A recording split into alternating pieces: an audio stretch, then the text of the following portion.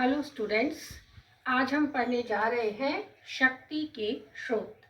शक्ति की अवधारणा को साधारण रूप में हम समझ चुके हैं कि किस प्रकार से राजनीति विज्ञान में शक्ति एक महत्वपूर्ण और केंद्रीय स्थिति में रहती है।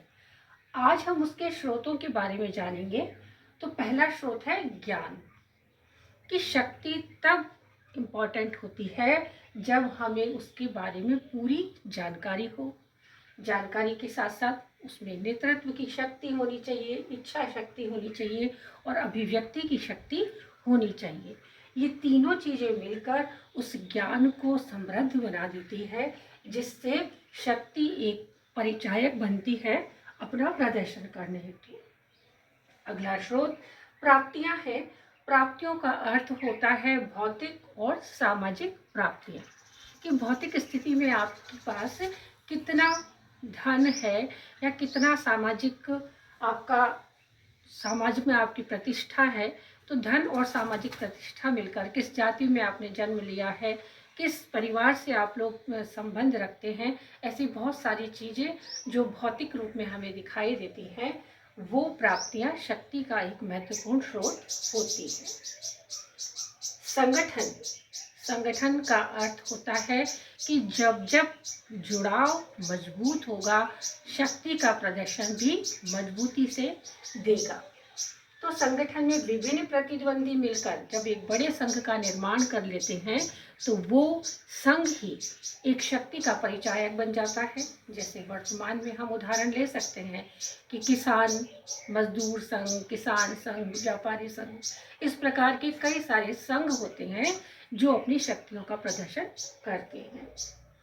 शक्ति का अगला स्रोत आकार के रूप में है कि जितना बड़ा आकार होगा उतना ही अधिक शक्ति का वो परिचायक भी होगा।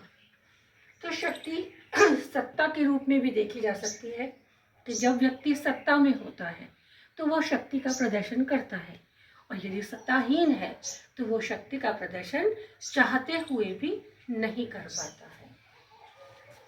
अगला स्रोत है व्यक्तित्व। तो शक्ति के अंदर एक व्यक्तित्व का होना बहुत ही आवश्यक है कि प्रभावशाली व्यक्ति अपने चरित्र से, अपने उच्च नैतिक चरित्र से, अपनी विचारधाराओं से, एक नई सोच से, प्रगतिशील विचारधारा से और भाषा शैली से, अपने शारीरिक सौराष्ट्र से लोगों में एक ऐसी अभिव्यक्ति, एक ऐसा व्यक्तित्व प्रदर्शित करता है जिससे वो उसकी तरफ आकर्षित होकर वो सभी कार्य करने के लिए जो राजनीति में आवश्यक हैं, उन सभी कार्यों को करने में अपना पूर्ण समर्थन उसे देते हैं। अगला स्रोत है विश्वास। तलवार की शक्ति से भी ज़्यादा होता है विश्वास। कि विश्वास जहाँ होता है वहाँ प्रत्येक कार्य बड़ी आसानी से पूर्ण हो जाते हैं। जैसा एक छोटे से बच्चे को यदि हम ऊपर उछालते हैं और उछाल के वापस गोद में लेते हैं, तो उस बच्चे को पूरा विश्वास होता है कि उछालने वाला व्यक्ति मुझे पूरे गोद में ले लेगा, इसलिए वो हंसता है। तो यही विश्वास राजनीति का एक महत्वपूर्ण स्रोत जाना जाता है। अगला है परिस्थितियाँ। परिस्थितियाँ अनुकूल है या प्रतिकूल, ये डिपेंड करता है। तो यदि व्यक्ति के सामने अनुकूल परिस्थितियाँ हैं तो शक्ति एक महत्वपूर्ण रूप में कार्य करेगी, और यदि परिस्थितियाँ प्रतिकूल है तो वो चाहकर भी अपनी शक्ति का प्रदर्शन नहीं कर पाता है। अंतिम स्रोत है संचार के साधन।